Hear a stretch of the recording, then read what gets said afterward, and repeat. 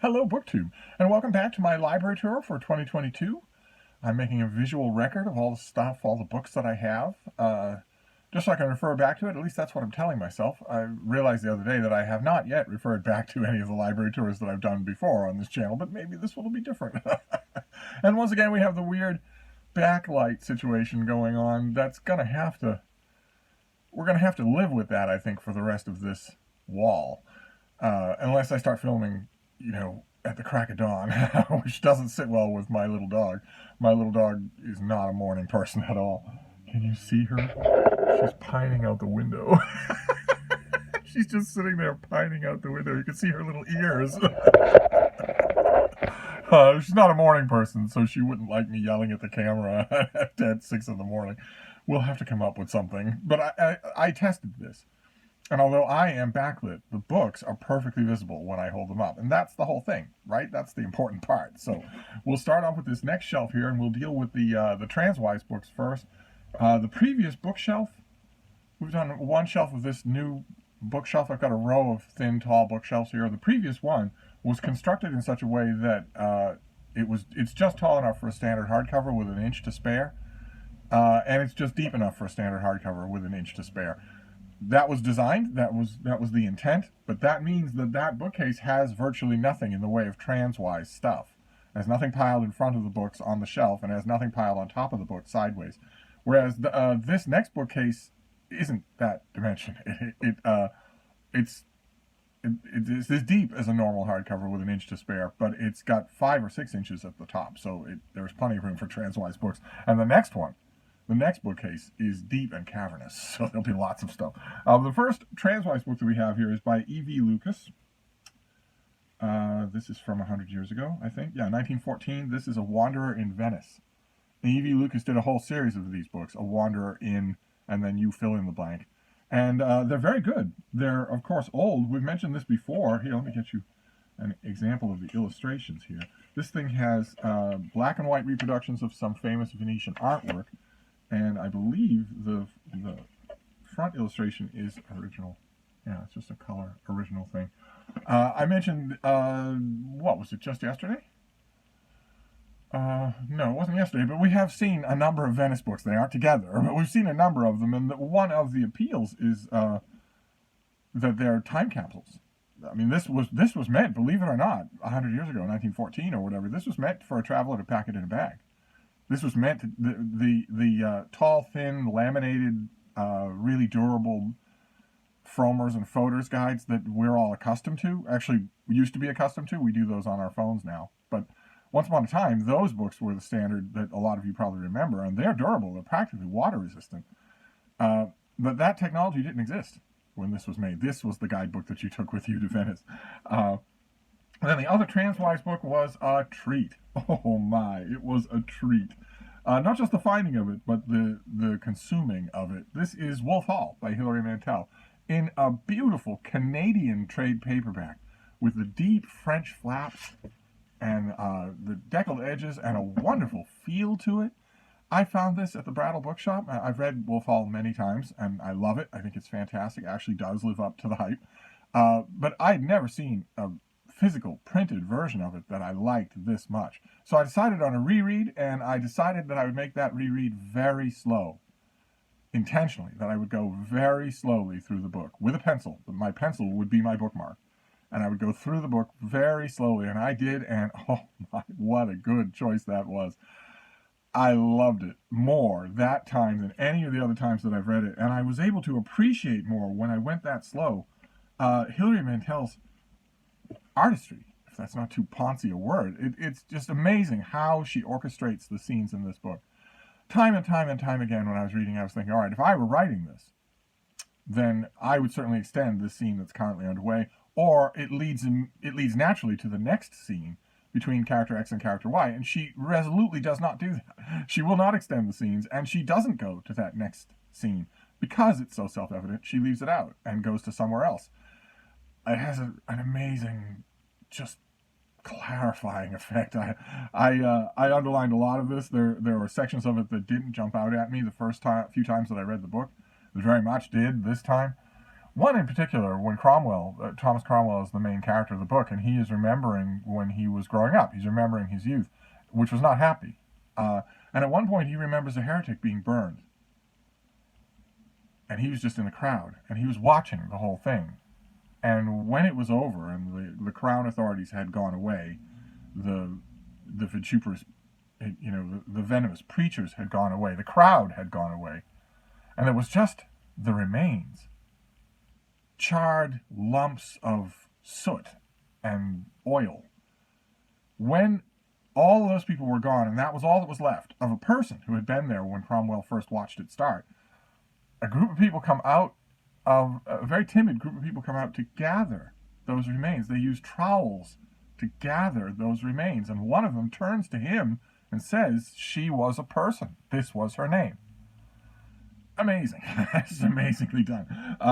So now we'll move on to the books on the shelf. The first one is this big chonker here. This is The World of the New Testament in Its World by N.T. Wright and Michael Bird. Great big thing. It has one of these annoying die-cut covers where this is actually a cut into the cover. And as you can see, it ripped. Those covers only rip. That's all they're good for. So I just covered it because I didn't want to destroy it anymore. This is, some of you will have your Strong's Bible commentary, your Strong's World of the Bible, that sort of thing. That's what this is. It's all full color, a full color walkthrough of the Bible, book by book, with its historical underpinnings and some commentary, because N.T. Wright is incapable of writing about the Bible without commentary. His commentary is usually very entertaining. I found it so enjoyable. I wish that they hadn't designed it that way, but it was well worth it. It's a big thing that I mean, it's kiddie steps as far as formal theology goes, but I love this kind of thing. I grab examples like this when I see it in used bookstores, even though I know literally every factual detail that's going to be in the book. I'm not reading it to learn anything. I'm reading it to see how it's done. And then we have a UK trade paperback, again with the French flaps, of The Assassin's Cloak, an anthology of diaries. This is edited by Irene and Alan Taylor, and it's a great big thing, and it's fantastic. It takes you through the year, day by day, month by month, over the centuries. So you will get, let's see here, the 4th of June, you get an excerpt from 1831, that's Elizabeth Barrett Browning. Then 1857, that's the Brothers Goncourt. Then 1899, Alma Mahler-Werfel, is that Mahler's wife? And then 1956, Christopher Isherwood. Then 1982, Alan Bennett. And finally, 1989, David Wojnarowicz. And because they're not connected in any way except by the day, it's a revelatory reading experience, because you're getting the weather, you're getting preoccupations. Because these people didn't know each other and are all separated by decades or centuries, all kinds of human commonalities emerge in a very unforced way. It's the best diary collection that I've ever read. I suppose you want to read one, right? What does Christopher Isherwood have to say in 1956? Let's take a wild guess and assume that it will be about Christopher Isherwood. But it's a diary, so in this case it's allowable. Cedars of Lebanon Hospital. I came here last Friday after Dr. Sellers suddenly informed me that I had hepatitis. From dawn, I suppose. The time of incubation was just right. Actually, I've been feeling lousy ever since May 17th, when I started what Sellers thought was flu. Now that the jaundice is visibly out, I'm better. The unpleasant part of the illness is the feeling of utter fatigue. Also, a tendency to gray thoughts of old age, weakness, and death. These somewhat stimulated by reading Arnold Bennett's journals, a very sympathetic man, but such a pitifully blind workhorse, self-driven until he dropped. Is there any other way? At the very end, it is all of it all, he could say, quote, I made a plan and stuck to it. Well, that's something, certainly. But the note of obstinacy is tragic, too. It's the obstinacy of an insect. Yeah, okay, well, let's check back in 200 years and see who's reading Arnold Bennett and who's reading Christopher Isherwood. But anyway, I can't recommend this book enough, especially in a kind of recommendation that I don't usually make on this channel, which is as a nightstand book, to be read, in bits and pieces, rather than sitting down and ripping its guts out the way I usually do with a book. I recommend it that way. It's a collection of diary entries. It's clearly meant to be read in bits and pieces, and it really rewards that reading. Okay, then we have a relatively new book. We're seeing some of these, proving that this little book room is changeable. This is from 2019. We saw it on this channel. This is by Jonathan Fetter-Vorm, and it is Moonbound, Apollo 11 and the Dream of Spaceflight. It's a graphic novel about how man went to the moon, and it's fantastic. Just incredible. One of the best books on that subject that I've ever read, and I've read hundreds of them. Some of them are very, very good, but I'd take this over all of them. And the fact that it's in a graphic novel form is immaterial to me and added to the effect. Then we have two books that I think both came from you.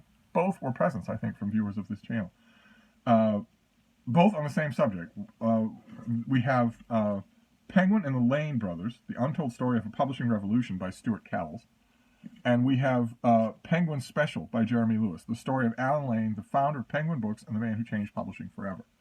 So we have two books, one thin, one not, about Penguin books and Penguin classics, a subject that I absolutely love. I knew some of the details of this story, but reading these two books, I think I read them back to back, brought a whole new world of its subjects, of its details to me, of how daring it was and what was on the line, and the personalities involved. Just fantastic. Then we have another pair of books. We have another pair of Frankenstein. I don't know how many copies of Frankenstein are in this room, but we have here a Penny Royal edition with illustrations by Barry Moser. This is the paperback. The hardcover was oversized, and I didn't want an oversized hardcover. I just tend not to read them, especially not as many times as I read this book. This has all sorts of illustrations throughout by Barry Moser, who I really like. I know that he can be a hit or miss artist for some people. This is the monster. Awesome. Just incredible. Look at that. And then the other Frankenstein is The Essential Frankenstein, edited by Leonard Woolf, which is the novel with tons and tons of footnotes. You see the line separating there, the text from the footnotes. Leonard Woolf did this with Dracula. He also did it with Dr. Jekyll and Mr. Hyde, and it's wonderful. Just wonderful. These aren't dry footnotes, and these aren't needless corrections. These are fantastic. The Essential Frankenstein is tremendous reading. But of course, my favorite is his Essential Dracula. The notes on his Essential Dracula are a bravura performance. We will get to it. It is certainly in this room. But these are two of the Frankensteins that I have. I also have somewhere, I think it's Liverite did a big, beautiful annotated Frankenstein that is just wonderful. These two volumes are essentially annotated Frankensteins, but this one, you know what I mean, the bigger ones that are made by, there's one that's being done by Harvard and one that's being done by Liverite. Two sets of annotated versions, and one of those, I don't remember which it was Frankenstein. They did a great job, just a great job. I think it was Norton, and I don't think I have a copy of that particular annotated Frankenstein. I think I need to find it at the Brattle. Then we have, this is in a little bit rough shape. This is the collected stories of Frank O'Connor, one of the great short story writers of all time. And this is quite a few of them. I think I have two other Frank O'Connor collections here. But this is the one that I got back in the 80s. This is the one that I've gone to many, many times. When did this come out? 1981. So I really need to reinforce this somehow, put a covering over it and protect this, because I go back to these stories all the time, even though there are probably a dozen of them in this collection that I know by heart. There's no reason for me to go back to them, but I do. Then we have a great big thing by James Davidson. This is The Greeks and Greek Love, a bold new exploration of the ancient world. Deckled Edges, big fat thing that came out. I got this from the publisher, I believe. Yes. I got this from the publisher, but I got it from the publisher before we were talking to each other, 2009. But a long time before we were talking to each other. This is a story of so-called Greek love. Those of you who know your life of Byron will know what's meant by that. Men, loving men. Either romantically, what we now consider romantically or erotically or both. This is a big study of that. Davidson, I like him a lot as a writer. I think he's really good, really readable. He does sometimes, I think, I won't say play fast and loose with his sources, but interpret them interestingly. Let's put it that way. If that's the most diplomatic way to put it. I don't think it ever undercuts his project, and I don't know that he's written a book after this. I think we already saw one Mykonos. Didn't we see one Mykonos? Yes, we did. This guy. This is the same guy.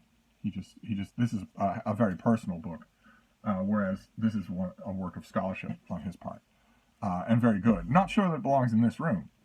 I have a history section, but and then okay, we'll finish up on the highest of all possible high notes.